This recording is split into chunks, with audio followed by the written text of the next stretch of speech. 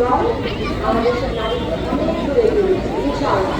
এই ভালোবাসা, এই আকাঙ্ক্ষা আসলে আমার মনে হয় বাংলাদেশ জাতীয়তাবাদী দলের জন্য, ধানের শীষের জন্য, আমাদের মনমানেত্রী বেগম খালেদা জিয়ার জন্য। এবং এই ভালোবাসা বিগত সময় ছিল, আছে, ইনশাআল্লাহ থাকবে। এবং আমরা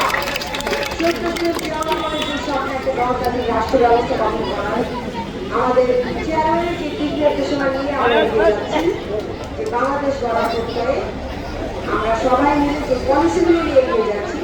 মহিলাদের জন্য আমাদের যে ফ্যামিলি কার্ড আপনারা জানেন সবাই, ক্ষমতায়নের জন্য নারীরা ফ্যামিলি কার্ডটা পায়, এরকম বিভিন্ন পলিসি নিয়ে আমরা এগিয়ে যাচ্ছি। এবং নারীদের ক্ষমতায়নের ক্ষেত্রে, নারীদেরকে কর্মক্ষম করার ক্ষেত্রে এবং তাদের নিরাপত্তার ক্ষেত্রে আমরা